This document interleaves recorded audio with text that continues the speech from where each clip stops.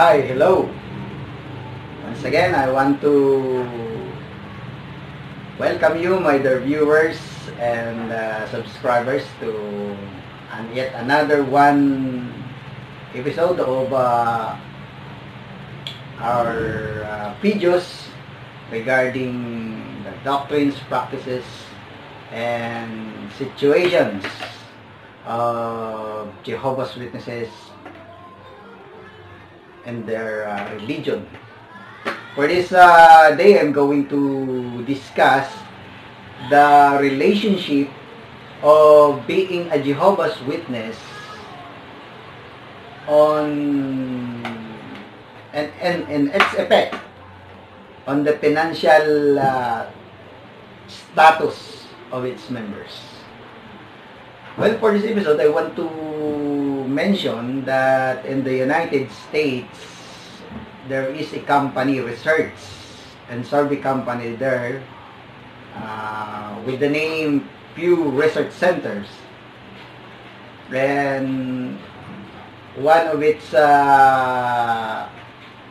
field of service is regarding religions and effects of religions to the population. And what is noteworthy about their research in the year 2008 is that the families of Jehovah's Witnesses in the United States came down to become the poorest family according to religion in that nation, the United States. And that is on their survey on 2008. And after some 6 years, they again conducted a survey to their population when in regards to their income related to their religious group they belong to.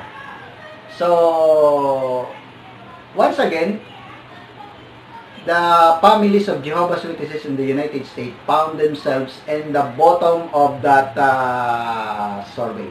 Meaning to say, they are the poorest family when it comes to religion in the United States. The Jehovah's Witnesses are the poorest people in the United States when being surveyed by this research and survey company according to religion. And the notes, we are going to read the notes that I have took from that website, Pew Research Center, and this is their notes under the graphs wherein the Jehovah's Witnesses found themselves at the bottom of the income level of people according to religion. Then this is what they say about that data. Some of the most financially successful religious groups, Jews, Hindus, Episcopalians, and Presbyterians, also are all among the nation's most educated as well. These rankings, which comes from our 2014 religious landscape study, are based on the percentage of people within its religious group who reside in households with a yearly income of $100,000 or more. About 4 in 10 Jews, meaning to say 44%, and roughly a third of Hindus, 36%, and Episcopalians, 35%, live in households with incomes of at least $100,000. Again, these groups also have high levels of educational attainment. High levels of educational attainment. For instance, nearly half of Hindu adults and almost one-third of Jewish adults hold postgraduate degrees. And then in addition to education, other factors such as age, race, and ethnicity also are correlated with both religion and income. Members of three other mainline Protestant denominations, the Evangelicals, Lutheran Church in America, the Presbyterian Church USA, and the United Methodist Church also have high household income. So to, those self-identified atheists and agnostics, which may call into question any link between high levels of religious belief and wealth. Members of all these groups also are more likely to be highly educated than the general population. So, they found out in their survey that the other religious group, which are more wealthy or have a higher, the highest income in the United States, the one factor that they have found out to be crucial on their being on the top of the list as the highest earner Americans according to the religion is the factor of high education or higher education, wherein for the Jews and the Hindus, many of them have postgraduate degrees.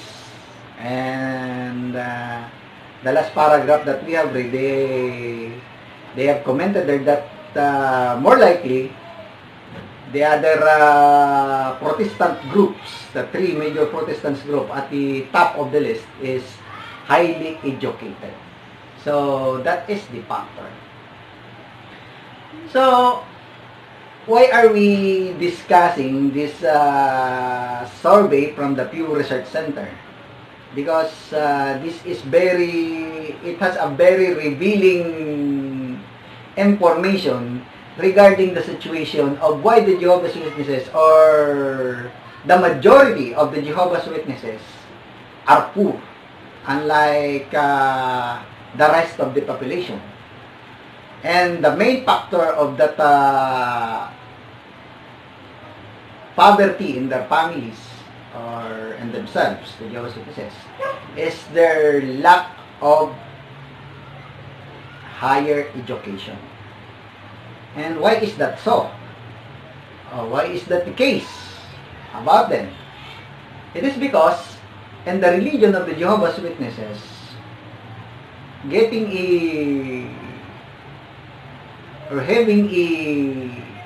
getting a college degree from college or university is being discouraged by the religion, and it is thrown against by the religion. And maybe at this point, some Jehovah's Witnesses who may view this video will argue that that is not true. They want to, while they are discouraging for their members, they discourage their members to get higher education in the colleges or universities. They are issuing in their publications and their website at www, or that they want to portray themselves as educated people and promoting education to their members. But we have to note here that when they discuss education, they always put the stress on the sacred or divine, which they call divine education, which has no relation with the education being taught by colleges and universities. So that divine education they want to promote to their members as a substitute, virtually as a substitute for getting a higher education in colleges and universities, is purely the theology of the Jehovah's Witness religion. So, majority of the Jehovah's Witnesses end up uneducated to be able to earn more for themselves and for their families. So, that is the reality. And, again, some of the witnesses will say, no, that is not true. What you are saying is not true because I am a professional and I am a doctor or I am an engineer or a teacher or a professor in the university. But if we will to investigate the background of the individuals inside the Jehovah's Witness religion who hold their college degrees, it will turn out, we will find out that those individuals has acquired their college education prior to their becoming a member in the religion. Or maybe one of their parents, while they are growing up and the school age, one of their parents is not yet a Jehovah's Witness, and or maybe they are not so devout member, but majority of their members who are devoted enough to follow the instructions and the programs of the leadership set aside their opportunity to have a college or university education because for them it is not necessary or it is just a waste of time and a very high risk of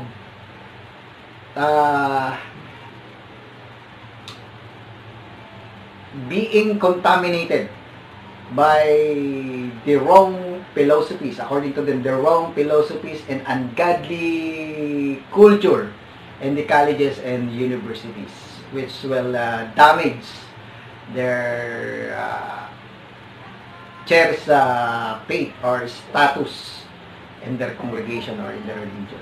So, you just set aside that very necessary factor in order for them to better the quality, to improve the quality of their lives. So that is the main reason there. And another one that may drain the pockets and the financial status of the families of Jehovah's Witnesses, I have discussed this in some of my videos, is the higher cost of having an operation, medical operation, which will not use blood transfusion. Yes, if you want to save the lives of your family, beloved family members, and at the same time, you do not want to violate the law of the governing body or the leadership of the Jehovah's Witness organization. If you're a member there, you will have to find doctors which will demand higher professional fees, unlike in the private hospitals or government hospital. Rather, the operations will be free, and you will just have to buy a few bags of bloods to be transfused, and that's all. But when you choose to follow the prohibition of the leadership of the Jehovah's Witnesses not to use blood transfusion, your savings will be drained and you will end up borrowing monies from your friends and relatives, and it will bury you in debts. So that is one another factor that the Jehovah's Witnesses became the poorest family according to religion. And another factor here is that when a Jehovah's Witness entered the so-called full-time ministry, just like the regular pioneers, and if the family head of the family became an elder or a ministerial servant, which will require more of their hours to devote to the activities of the religion, it will diminish their capabilities and opportunities to gain more for the financial aspect of their family. So they will end up poorer than the other religion. Just like when I was discussing this topic to one of my relative and who is residing in the next province, we have counted the hours that he is devoting to the organization. Aside from the monetary contribution he is giving for the organization, for the expenses of the organization. When we counted it in a weekly basis, it turned out that this relative of mine is devoting 50% of his waking hour that supposedly be used for work to earn him money. He is devoting it to the activities of the church. But then again, the regular pioneers of the Jehovah's Witnesses do not receive any compensation, monetary compensation whatsoever from the organization. But the truth is, they are the frontliners of the Jehovah's Witnesses organization and the propagation of their doctrines to add more members to their organization. But then again, they are left with nothing, while if they have spent their whole life doing the full-time ministry, when they became old, they have no one to turn to for their financial troubles, especially in those times that they are now more vulnerable for illnesses, sicknesses because of old age, and they are not be able to engage.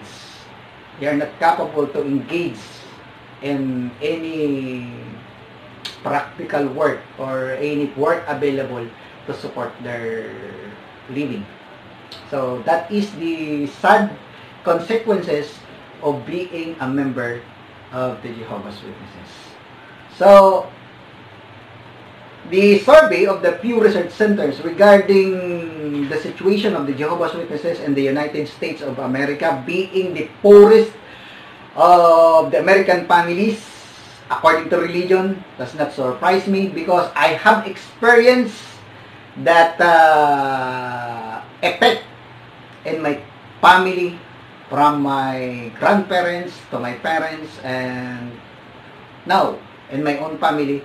I'm still suffering the result of the many years that I have consumed and I have devoted to the service of this organization, because during those years I was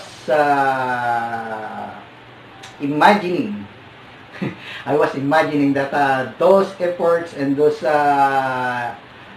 years, my energy I was that I have devoting to the service is I was devoting it to God. But then again, I have discovered that I have wasted all my life because of believing the lies of that organization. So again, I was hoping that I have enlightened you, my dear viewers, regarding the relations of poverty to a life of a Jehovah's Witnesses. So, for my viewers, if you are not a Jehovah's Witness, if you do not want to end up poor or find yourself and your family in poverty, do not